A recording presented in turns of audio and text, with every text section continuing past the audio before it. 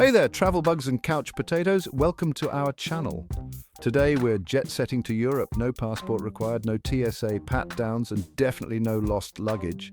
Unless you're watching this from your basement, in which case you might have bigger problems than lost luggage. We're about to take a hilarious trip through the 17 most beautiful countries in Europe. We're talking stunning scenery, charming towns, and enough history to make your head spin. But don't worry, I'll explain it all in a way that even a Kardashian could understand. Get ready for breathtaking views, questionable fashion choices, looking at you, Paris Fashion Week, and maybe, just maybe, a few embarrassing travel stories along the way. Hey, it wouldn't be a real vacation without a little bit of humiliation, right? So grab your imaginary passport, pack your virtual bags, and get ready for the ride. It's going to be a wild one.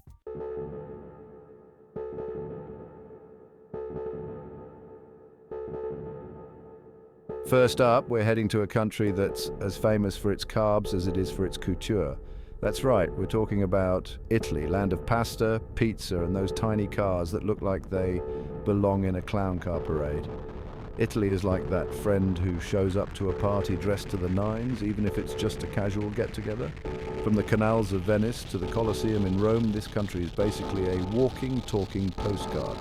And don't even get me started on the food. Seriously, you could gain 10 pounds just looking at a menu in Italy, but hey, who needs a beach bod when you can have a pizza bod? Am I right? Just try not to get into any arguments with the locals about pineapple on pizza. Trust me, it's not worth it. So loosen your belts, grab a fork, and get ready to say ciao to Italy. Just try not to fall asleep in the pasta coma that's about to hit you.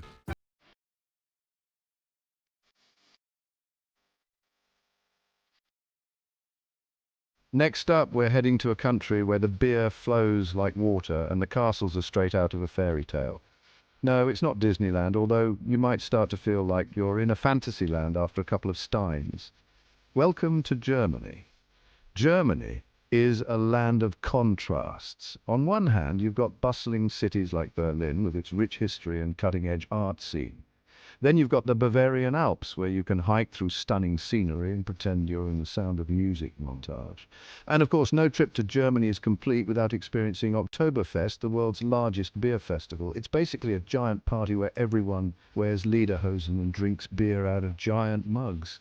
What's not to love? Just remember, when in Germany, do as the Germans do. Drink lots of beer, eat lots of pretzels, and try not to bring up the war. It's been like 80 years.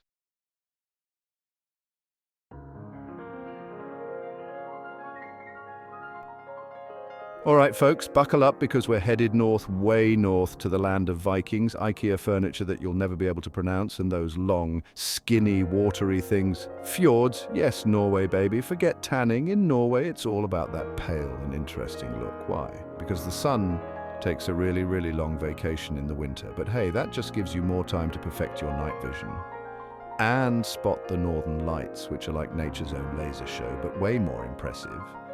And less likely to get you arrested. And speaking of impressive, let's talk about the fjords. Imagine giant cliffs rising straight out of the water, like they just woke up and forgot to put on pants. They're so majestic, they make you want to burst into a spontaneous rendition of the Sound of Music, or maybe just eat a cinnamon roll. Your call. Norway's also got more coastline than the entire lower 48 states combined, which is great for fishing, boating, or just throwing rocks into the ocean and seeing how far they go. Just watch out for passing ships, okay?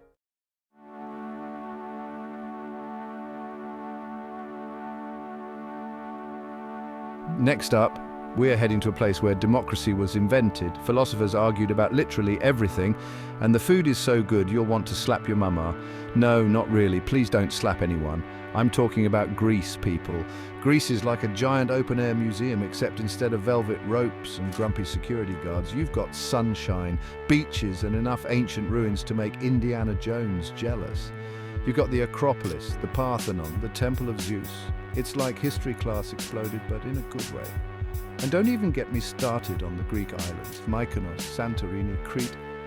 Each one is more beautiful than the last, with whitewashed houses, crystal clear water, and enough gyros to feed a small army. Just try not to fall asleep on a donkey after a long day of sightseeing.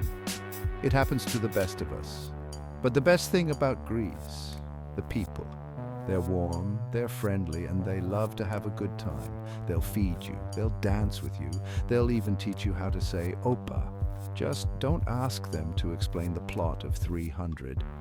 It's complicated.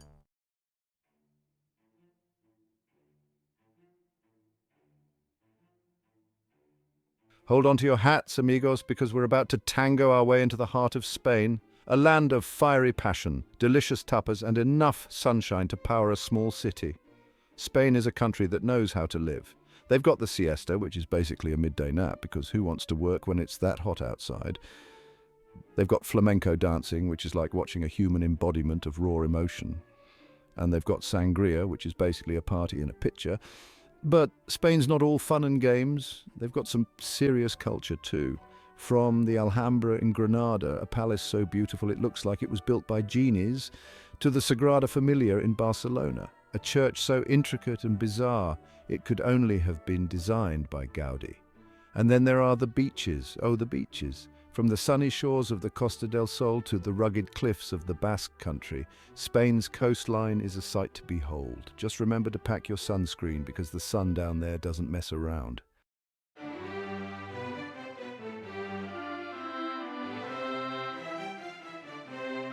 Switzerland, you know, the place where neutrality is a religion and everyone has a secret bank account, or at least that's what they want you to think. This place is like a giant postcard come to life, with mountains that'll make your jaw drop faster than a banker hearing the words tax audit. We're talking the Alps, folks, those snow-capped peaks that make you want to grab a pair of skis and a St. Bernard, even if the only thing you've ever skied on is powdered sugar. And speaking of sugar, let's not forget the chocolate. Swiss chocolate is so good it should be illegal. Seriously, they should issue a warning label. May cause uncontrollable cravings and an insatiable desire to move to Zurich. But hey, it's not just about the chocolate and the mountains. Okay, it's mostly about that, but they've also got these charming little villages that look like they were plucked straight out of a storybook, complete with cobblestone streets and cuckoo clocks.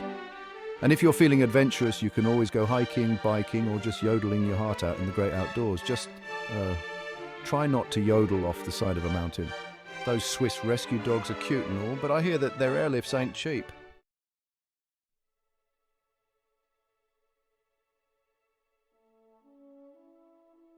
Austria, the land of Mozart, Schnitzel, and more mountains. Look, I'm sensing a theme here in Europe. They love their mountains. Austria's got the kind of beauty that makes you want to burst into a spontaneous waltz, even if you have the rhythm of a drunken giraffe. We're talking rolling hills, crystal clear lakes, and forests so enchanting you half expect to stumble upon a gingerbread house. And speaking of enchanting, Vienna, the capital, is like stepping into a time machine and landing in the middle of a royal ball. You've got palaces, gardens, and enough classical music to satisfy even the snobbiest of opera buffs. But Austria is not just about waltzing the night away in fancy ballrooms. They also know how to après-ski like nobody's business. After a long day on the slopes, you can warm up with a mug of Glühwein, which is basically hot spiced wine. And I'm pretty sure it's the reason Austrians are so darn happy all the time. Seriously, have you ever met a grumpy Austrian? I rest my case.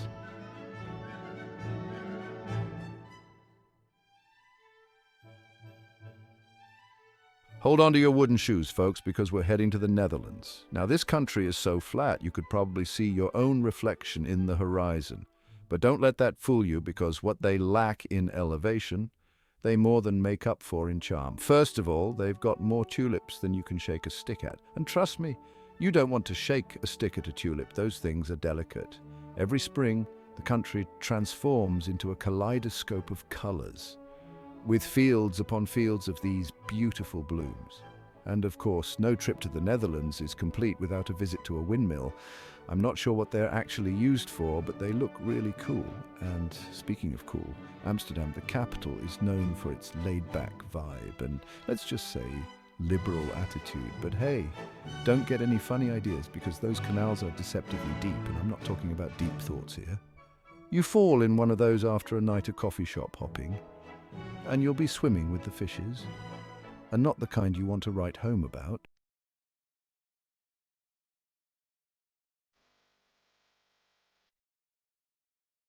All right, we're moving on to the ninth most beautiful country in Europe, and let me tell you, this one's a real looker.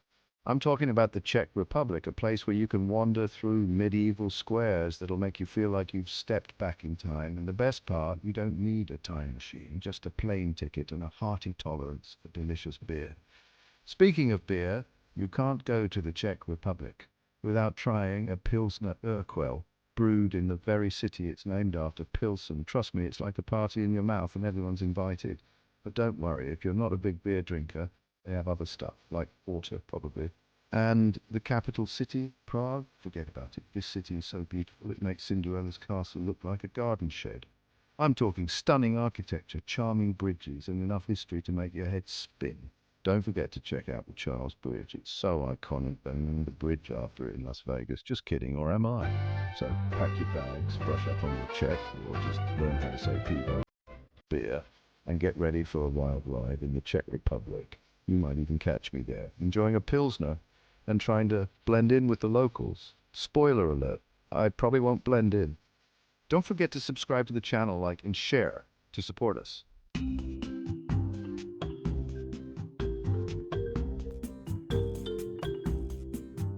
Next up, we're heading to a country that's got it all: stunning beaches, delicious food, and enough history to make your head spin faster than a Portuguese folk dancer. That's right, folks, we're talking about Portugal.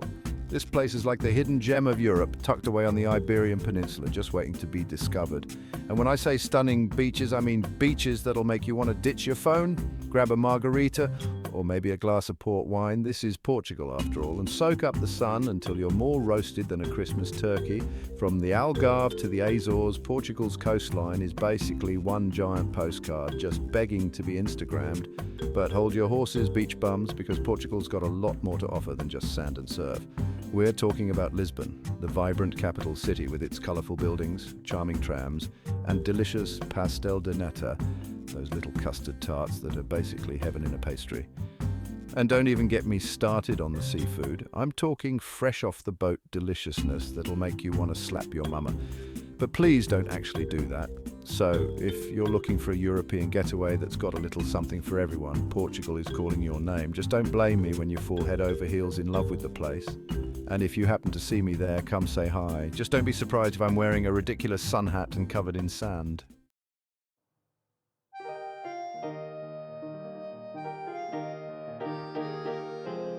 Bonjour, mes amis! We're off to the land of love, lights, and croissants so flaky they practically melt in your mouth. That's right, we're talking about France, a country that needs no introduction. It's like the Beyoncé of Europe. Everyone knows it, everyone loves it, and everyone wishes they could be it.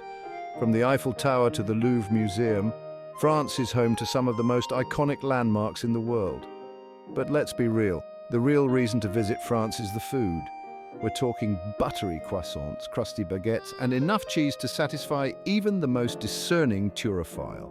And don't even get me started on the wine. They practically invented the stuff. But France isn't just about Paris, folks. Oh no, this country's got it all. Picture yourself sipping wine in the rolling hills of Provence. Or maybe you're more of a beach bum, lounging on the French Riviera with a glass of rosé in hand. And if you're feeling adventurous, you can always hit the slopes in the French Alps. So whether you're a hopeless romantic, a foodie with a refined palate, or just someone who appreciates a good beret, France has something for you. Just don't blame me when you start speaking in a French accent and calling everyone mon chéri. It happens to the best of us.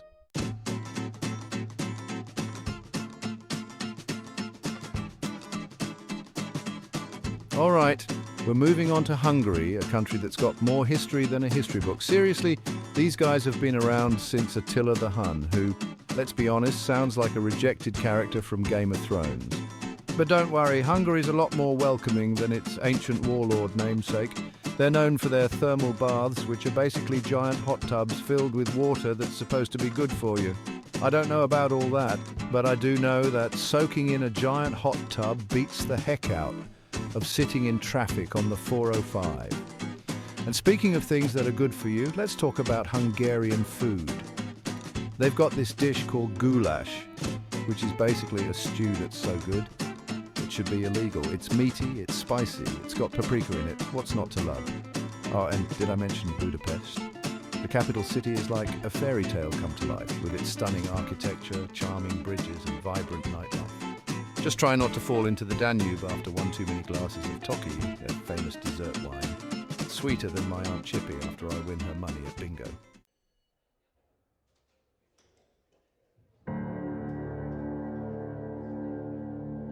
Next up, we're heading north to Iceland, a country that's so cool it's practically sub-zero. I'm talking glaciers, volcanoes, geysers. It's like Mother Nature decided to throw a rave in the middle of the North Atlantic. And speaking of cool, Iceland is also home to Björk, the singer who's basically the human equivalent of a glacier beautiful, mysterious, and a little bit out there. Don't get me wrong, I love Björk. Her music is like nothing else you've ever heard. It's like if you took a Gregorian chant, a techno beat, and a flock of geese and threw them all into a blender. But Iceland's beauty goes way beyond its celebrity residence. I mean, have you seen pictures of this place? It's like another planet. You've got the Blue Lagoon, a geothermal spa where you can swim in milky blue water surrounded by lava rocks. You've got the Northern Lights, a celestial light show that's so spectacular it makes fireworks look like sparklers. And if you're really lucky, you might even spot an elf or a troll while you're there. No, seriously, Icelanders believe in elves and trolls. They even have a government official whose sole job is to negotiate with these mythical creatures. I'm not making this up.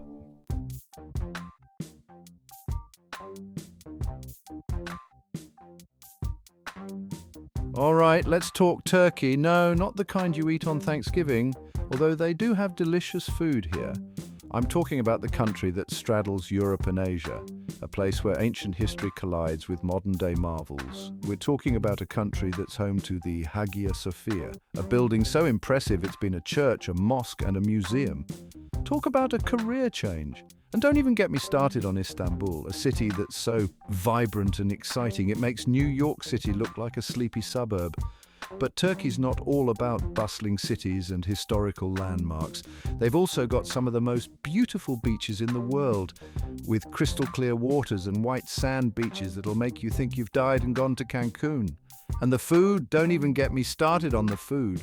From the savory kebabs to the sweet baklava, Turkish cuisine is a delicious fusion of flavors that'll have your taste buds singing the Turkish national anthem.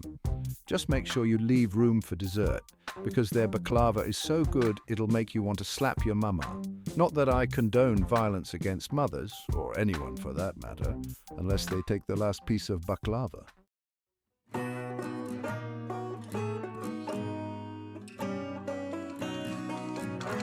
All right, folks, get your lucky charms ready because we're heading to the Emerald Isle, the land of Guinness and leprechauns where the grass is always greener and the people are even friendlier. That's right, we're talking about Ireland.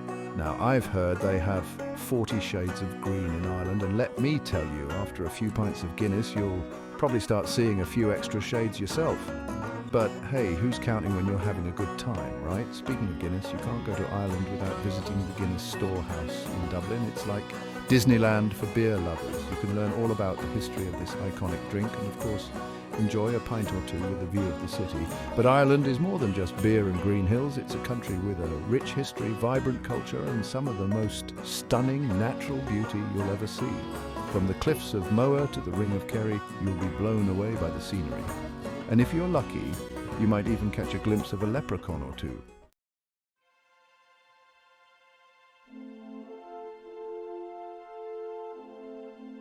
All right, folks, buckle up those lederhosen. We're heading to Belgium. Land of, well, you know, waffles and chocolate. Seriously, those Belgians, they've really figured it out. They're like the Willy Wonka of Europe, except instead of creepy Oompa Loompas, they have charming little villages and canals. And don't even get me started on the architecture. Gothic cathedrals that'll blow your mind, town squares straight out of a storybook. It's almost too picturesque. You'll think you've wandered onto the set of a Hallmark movie. But hey, at least there's waffles and beer. Did I mention the beer? Because Belgium takes its beer very seriously, so seriously they probably have a beer sommelier who judges your taste in brews. Don't worry, I'm sure he'll let you off easy.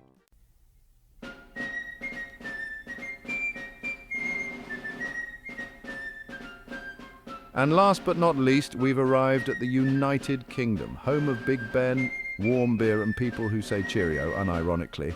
Look, I'm not saying I wouldn't love to have tea with the Queen or that I wouldn't wear one of those fancy hats to the Royal Ascot.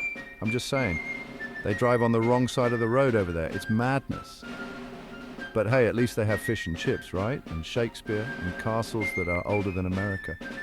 Okay, maybe I'm being a little hard on the UK. It's a pretty cool place. Just don't tell them I said that. They might make me stay.